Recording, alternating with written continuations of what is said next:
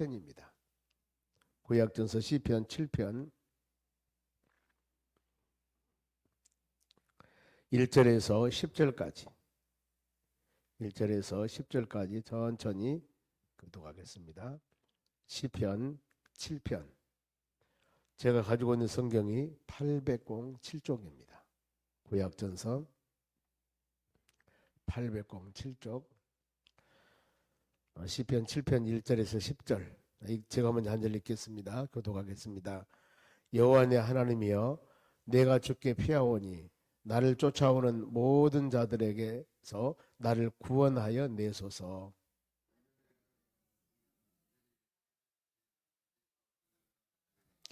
여호와 내 하나님이여, 내가 이런 일을 행하였거니와 내 손에 죄악이 있거나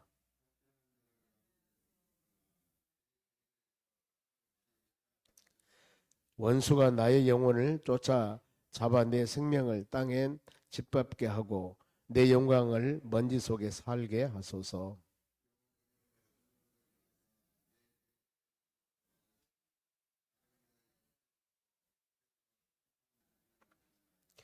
민족들은 모임이 줄을 두르게 하시고 그 위 높은 자리에 돌아오소서.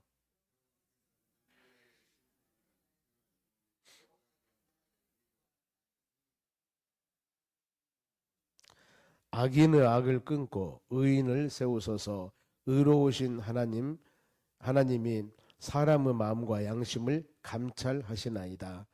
나의 방패는 마음이 정직한 자를 구원하시는 하나님께 있도다. 아멘. 옆 사람을 인사합시다. 오늘도 승리합시다. 좋은 하루 되시기 바랍니다. 오늘 하나님 말씀은 의로우신 재판장이신 하나님.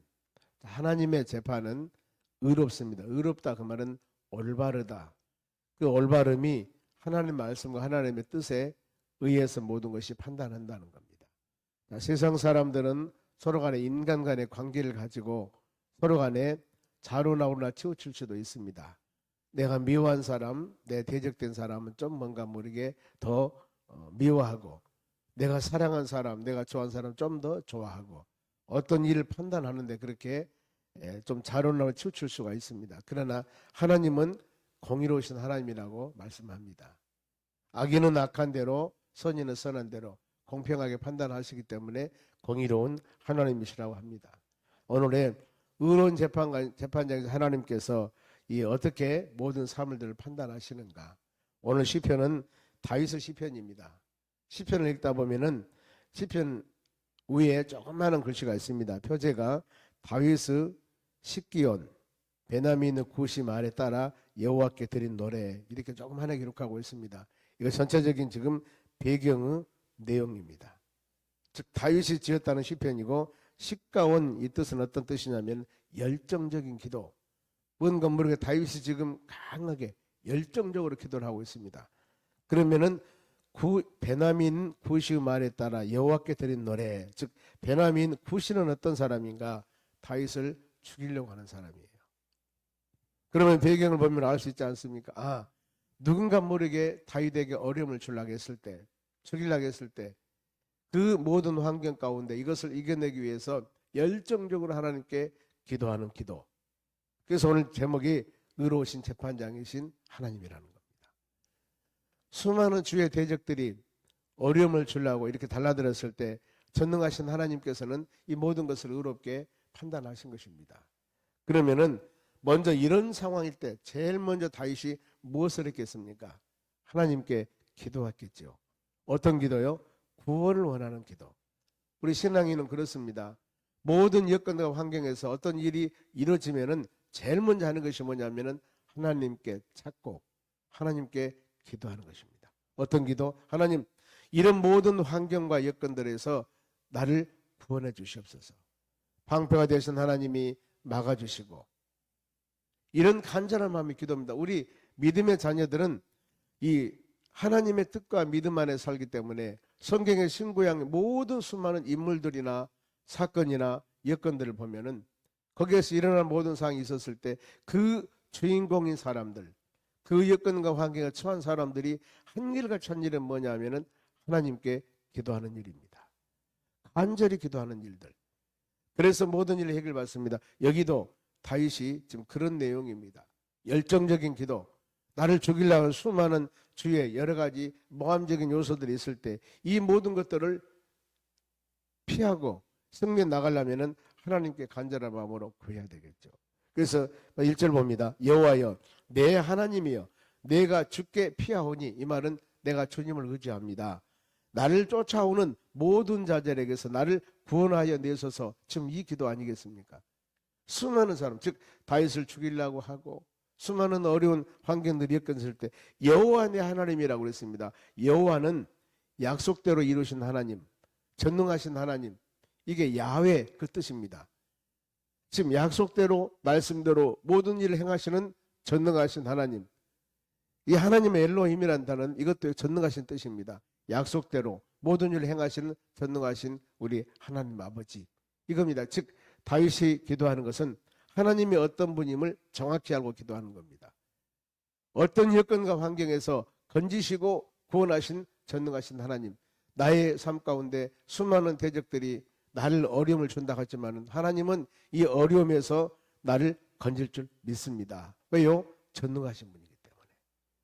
그러면서 내가 주를 의지하오니 주여 이 모든 것에서 구원해 내소서. 그러면서 2절 봅니다. 건져낼 자가 없으면 그들이 사자같이 나를 찢고 뜯을까 하나이다. 이건 뭐예요? 하나님 나를 도와주셔야 됩니다. 만일에 하나님이 나를 도와주지 않는다면 정확한 것들이 얼마나 많은 어려움을 주겠습니까? 그래 시편 50편 15절에 우리가 믿음의 자녀들이 어려운 일이 당했을 때는 항상 환난 날에 나를 부르라. 내가 너를 건질 것이고 너는 나를 영화롭게 하리라. 이런 수없이 우리에게 주시는 이런 말씀 우리는 입에 묵상하셔야 됩니다. 묵상하셔야 됩니다. 그래서 우리에게 다가오는 이런 모든 일이 있을 때 환난 날에 나를 부르라. 하나님을 찾으라겠습니다. 그러면은 내가 너를 건질 것이고 내가 너를 구원해 줄 것이고 너는 나를 영화롭게 하리라. 내가 이렇게 어렵고 힘든 상황이 있었는데 하나님이 나를 만나 주셔서 하나님이 나를 건져 주었습니다. 이런 모든 어려움에서 하나님이 해결해 주었습니다. 이것을 자랑하기 위해서 시편 23편에 그랬습니다. 목자 되신 하나님 아버지께서 우리를 왜 푸른 초장과 실만한 물가로 인도하시는가? 자기 이름을 위해서 그랬습니다. 자기 이름을 위해서. 믿음의 자녀들이 푸른 초장과 실만한 물가로 우리 삶이 좋은 열매를 맺어졌을 때 항상 우리는 하나님을 자랑해야 됩니다. 하나님이 하셨습니다.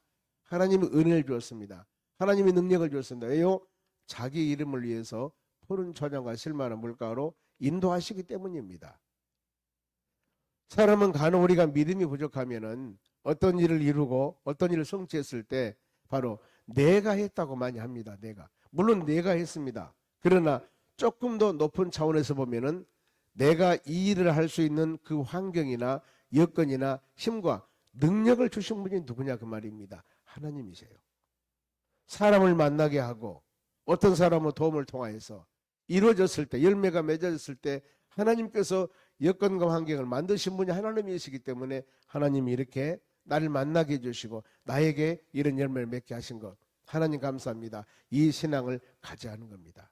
다윗은 지금 구원에 오서 적극적으로 하나님이 나를 도와주지 않는다면은 주위에서 수많은 사람들이 와서 나를 찢고 뜯을까 하나이다. 전적으로 하나님을 의지하는 신앙입니다. 성경 말씀에 시편 37편에 그렇습니다. 저를 의지하면 저가 이루실 것이다. 우리는 어떤 상황이라도 모든 행사와 모든 일들을 하나님께 맡기며 기도해야 됩니다. 주님이 가장 좋은 길로 우리를 인도해 주실 줄로 믿습니다. 다윗이 구원해 오서 그리고 그 다음에 3절부터 쭉 5절까지 보면은 다윗이 결백을 주장해요.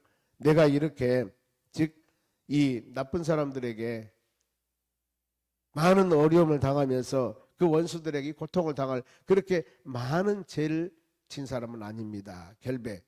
물론 로마 3장의 말씀 보면 10절에 의인은 없나니 하나도 없다고 그랬습니다. 세상에 털어서 먼지 안 나는 사람 어디가 있겠습니까? 그러나 다윗의 본인이 생각했을 때 이렇게 많은 어려움을 당할 그런 내가 범죄를 하지 않는데 많은 어려움이 있습니다 하면서 결백을 주장합니다. 3절 봅니다. 여호와여 내 하나님이여 내가 이런 일을 행하였거나 내 손에 제약이 있거나 화친한 자를 악으로 갚거나 내 대적에게 까닭 없이 빼앗았거든. 그러니까 어떤 사람에게 내가 어려움을 주고 어떤 사람에 고통을 주고 이런 일을 하지는 않았습니다. 그러면서 5절에도 원수가 나의 영혼을 쫓아 잡아 내 생명을 땅에 짓밟게 하고 내 영광을 먼지 속에 살게 하소서. 만일에 내가 하나님 보시기에 그 나쁜 짓을 했다면 내가 이렇게 어려움 당한 것이 그건 당연한 일인데 그만큼 이렇게 어려움을 당할 만큼 내가 잘못한 것은 없습니다. 결백을 지금 주장하고 있습니다. 이랬을 때 이 모든 것 하나님 판단하소서. 하나님께 판단을 지금 청구하는데 하나님은 공의로운 하나님이기 때문에 하나님은 올바르게 판단합니다. 모든 여건과 환경을 보시고 하나님 판단하여 주시옵소서. 6절 봅니다. 여호와여 진노로 일어나사 내 대적들의 노를 막으시며 나를 위하여 깨소서. 주께서 심판을 명령하셨나이다. 즉 하나님이 심판을 하는데 불꽃 같은 눈으로 심판하는데 정확하니 하나님 바로 심판해 주시옵소서. 그런 바로 의미입니다만 7절에 민족들은 모임이 줄을 두르게 하시고 그 위에 높은 자리에 돌아오소서. 8절 여호와께서 만민에게 심판을 행하시오니 여호와여 나의 의와 나의 성실함을 따라 나를 심판하소서 그랬습니다. 심판의 기준 하나님의 의로움과 하나님의 성실하심. 하나님은 신실하십니다. 그래서 다윗이 그렇습니다. 내 행하는 모든 행적을 보시고 내 행하는 모든 행위를 보시고 하나님 심판하여 주시옵소서. 하나님께서는 사람의 마음과 생각을 감찰하십니다. 사람들은 모든 판단을 할 때 보면은 그 사람의 언어나 그 사람의 행동, 외적인 행동이나 여건과 환경을 보고 사람들은 판단합니다. 그 사람이 하는 말, 그 사람이 하는 행동, 그걸 보고 이 사람 믿음 좋다, 이 사람 신실하다, 우리는 이렇게 판단할 수밖에 없습니다. 그런데 하나님은 그 마음을 알아요. 진실로 그 사람이 마음속에 있는 그 말을 그대로 하는가, 아니면은 위선적인가. 행동도 마음에서 하나님 은혜에 감사해서 하나님 이 믿음 안에서 하는 모든 행동인가, 아니면은 그 사람이 가시적인 행동인가. 우리는 몰라요. 우리는 모릅니다. 그런데 하나님은 사람의 마음과 생각을 감찰하시기 때문에 저 사람이 진실로 하는 일들인가, 아니면은 뭔가 모르게 외식적인 행동인가를 알 수가 있다는 겁니다. 특히 마태복음 23장에 보면은 서기관과 바리새인들이 나옵니다.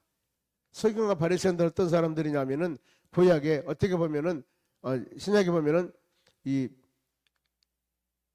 그 사람들이 율법학자들입니다. 서기관 바리새인들. 그러면 어때요? 예수님이 그들을 책망했을 때 하나님 말씀을 연구하고 하나님 말씀을 많이 안 사람들입니다. 그런데 그들에게 예수님이 독사의 자식이라고 책망했던 것은 바로 그거예요. 말은 하는데 행함이 없습니다. 그러면서 외식적 가식적이라고 합니다. 위선자들. 이 외식 가식이라고 하는 의미는 회칠한 무덤과 같이, 회칠하다, 즉 이 속은 다른 것인데 겉만 페인트 칠하고 가면을 쓰고 그래서 다른 사람 같이 보이는 것. 그런데 우리 예수님은 중심을 아시죠? 그를 책망한 겁니다. 사람과 사람과 관계도 우리도 잘 할 수 없습니다. 그 사람이 이럴 수가 있을까 그랬는데 이 외적인 모습은 아름답게 보이는데 겉은 속은 다르다 그 말입니다. 고린도 11장 14절에도 양의 가죽을 쓴 일이 사단 마귀들을 그러지 않습니까? 광명한 천사와 같이 우리에게 다가오나 그들은 어때요? 이 광명한 천사입니다. 보면은 아름답게 보이지만 빛나는 천사같이 보이지만 속에는 사단 마귀들이에요. 바로 거짓으로 사람을 미혹한 사람들입니다. 그런데 어떻게 우리가 이것을 다 분별할 수가 있겠습니까? 믿음으로 공의로우신 하나님께 우리는 기도해야 된다는 겁니다. 그러면서 하나님의 공정성인데 즉 9절 말씀 봅니다. 악인의 악을 끊고 의인을 세우소서. 의로우신 하나님이 사람의 마음과 양심을 감찰하시나이다. 하나님은 다 모든 것을 아시지 않습니까? 그러면 10절에 나의 방패는 마음이 정직한 자를 구원하시는 하나님께 있도다. 다윗이 고백이요. 참 복된 고백이고 아름다운 고백입니다.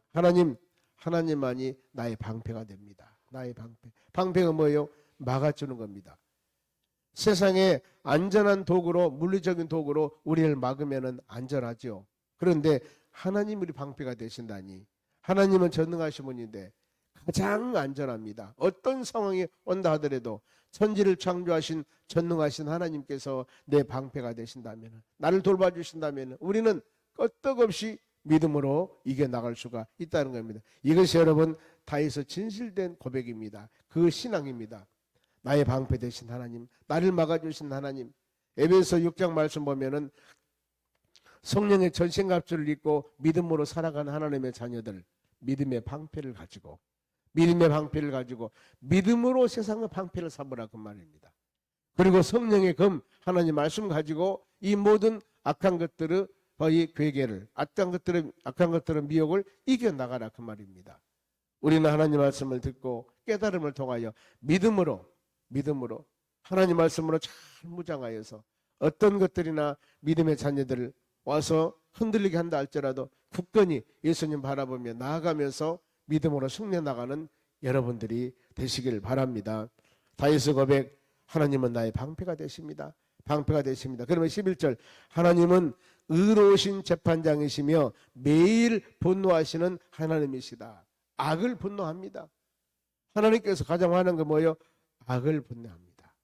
매일매일 주님의 자녀들을 지키시고, 그리고 하나님께서는 어떤 사람에게 은혜를 줍니까? 말씀대로 하나님 은혜 안에 회개하며 하나님의 뜻을 새기면서 말씀대로 순종하며 나가는 자들에게 은혜 줍니다. 그러나 은혜를 주지 않은 자는 누구냐 보면은 12절 봅니다.